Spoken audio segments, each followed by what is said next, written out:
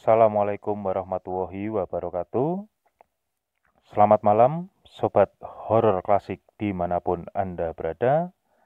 Semoga pada malam hari ini, Sobat Horor Klasik dalam keadaan sehat walafiat dan selalu dalam lindungan Tuhan Yang Maha Esa.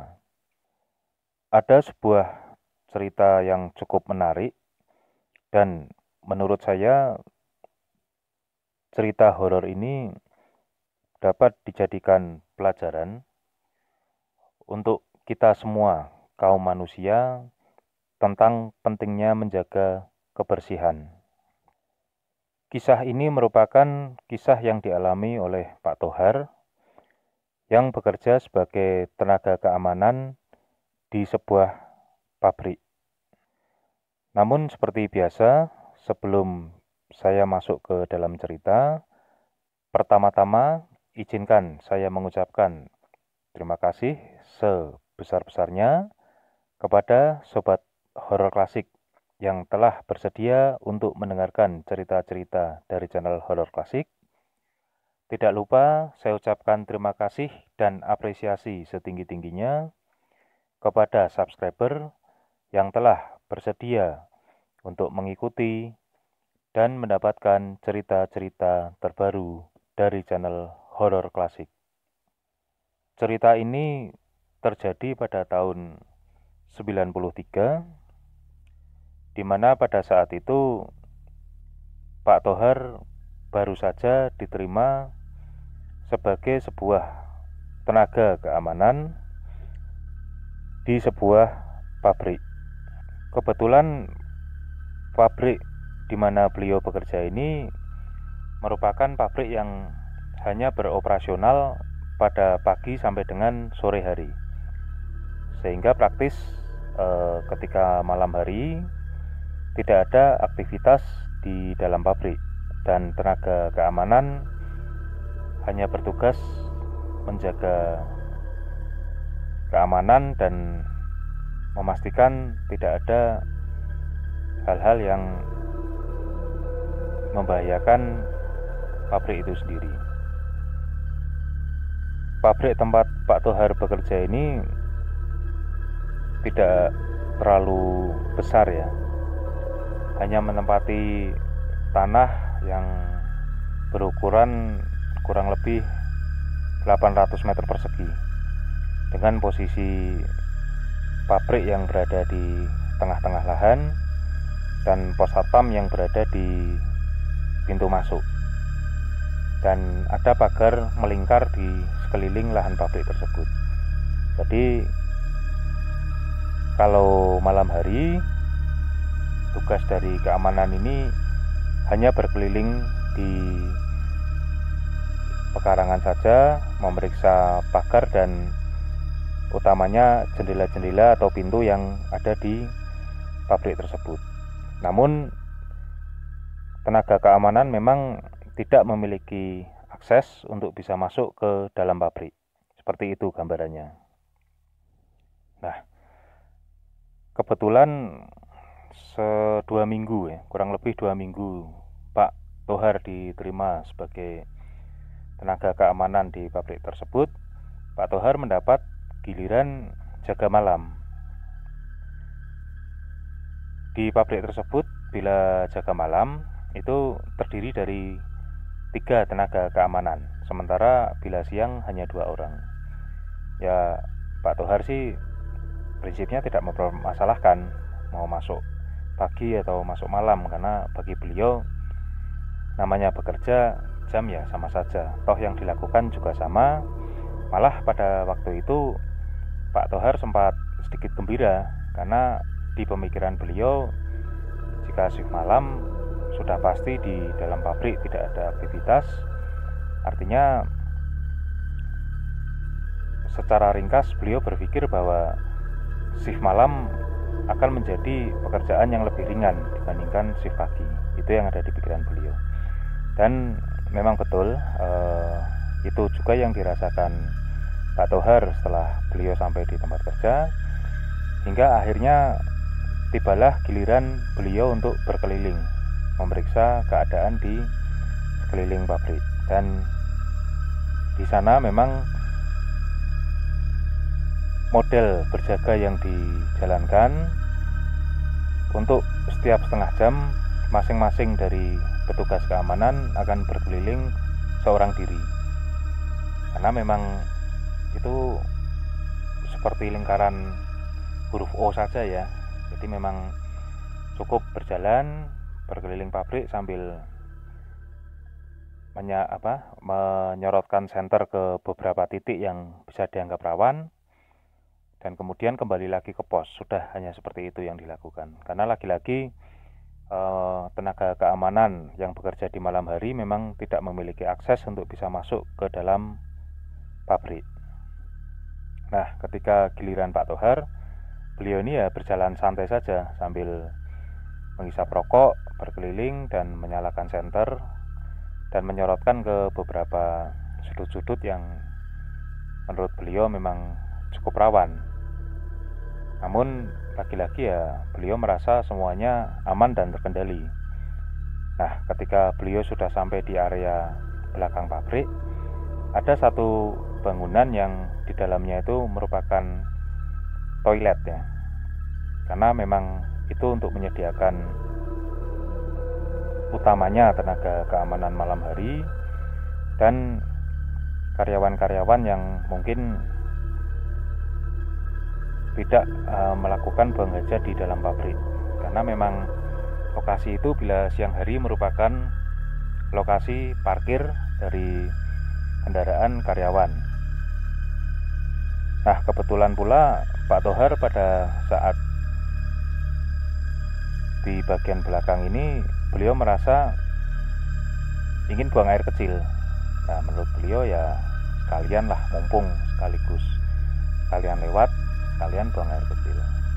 Nah, akhirnya tanpa pikir panjang ya beliau masuk saja ke toilet tersebut dan berusaha mencari saklar untuk menyalakan lampunya. Ternyata di dalam toilet tersebut entah saklarnya yang rusak, entah lampunya yang mati atau bagaimana, intinya di dalam toilet tersebut lampu itu tidak bisa dinyalakan. Akhirnya ya sudah, karena Pak Tohar juga membawa senter ya beliau biasa-biasa saja segera melakukan buang air kecil di tempat urinoir yang berdiri itu. Dan sialnya ketika beliau memencet tombol untuk mengguyur bekas air kencingnya, ternyata tidak ada air yang mengalir sama sekali. Nah, karena entah ya, mungkin beliau juga orangnya cuek, ya sudah, beliau langsung saja tinggalkan tempat tersebut.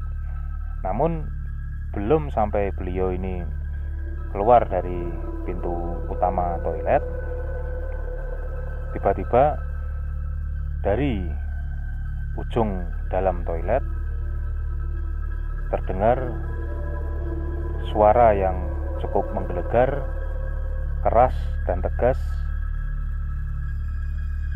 dengan bunyi gebyuro, atau bila diartikan dalam bahasa Indonesia artinya guyurlah, kurang lebih seperti itu.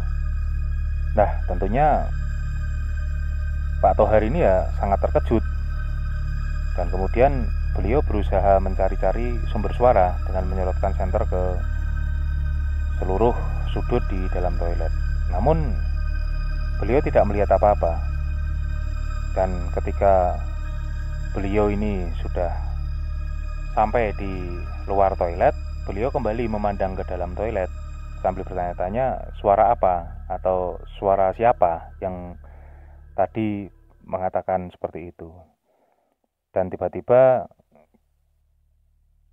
terdengarlah suara tawa yang sangat keras dari dalam toilet, dengan suara yang membahana ya, itu seperti tertawa terbahak-bahak menurut Pak Tohar.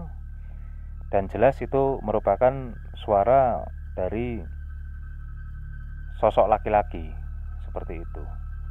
Nah, Karena Pak Tohar ini terkejut, namun beliau masih bisa menguasai diri, dan kemudian beliau ini di depan pintu toilet ini membaca ayat kursi.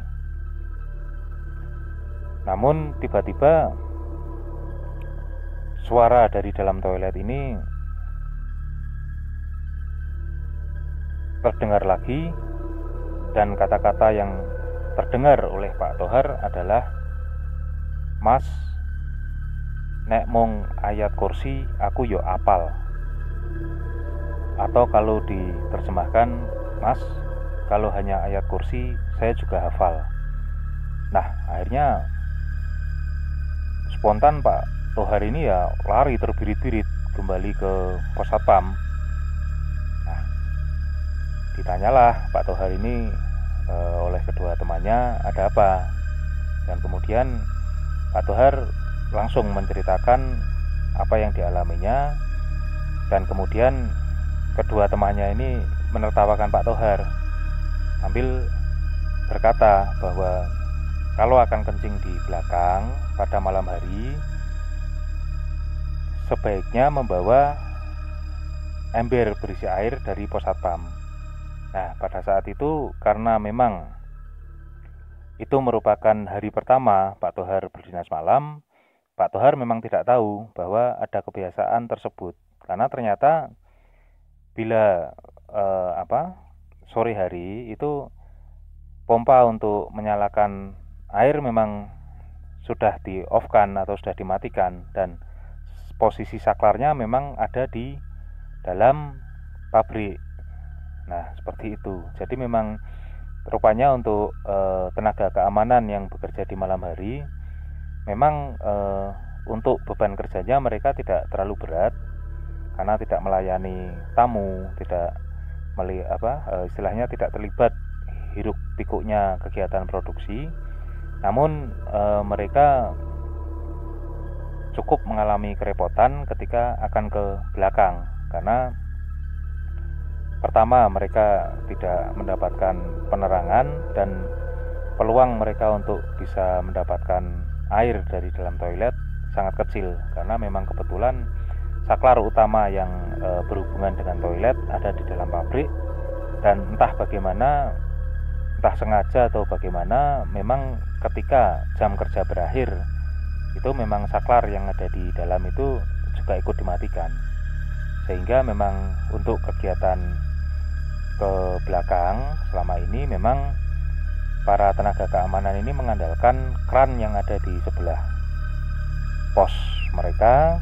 Kebetulan kemungkinan berbeda sumber atau bagaimana saya juga tidak terlalu jelas, tapi yang jelas umumnya mereka ketika akan ke toilet mereka memenuhi dulu satu buah ember, dan kemudian mereka ini istilahnya membawa ember tersebut ke toilet untuk entah buang air kecil ataupun buang air besar. Dan menurut tenaga keamanan lain yang berdinas pada malam hari itu bersama Pak Tohar, mereka berdua mengatakan bahwa di dalam toilet tersebut memang berdiam satu sosok jin yang sangat peduli dengan kebersihan, seperti itu. Nah, karena pada saat itu Pak Tohar tidak menyiram air kencingnya, sehingga jin itu mungkin istilahnya memperingatkan Pak Tohar untuk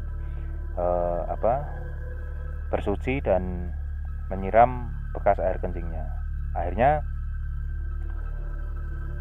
oleh kedua temannya, Pak Tohar ini disuruh untuk mengisi ember dan kemudian kembali ke toilet untuk menyiram bekas air kencingnya.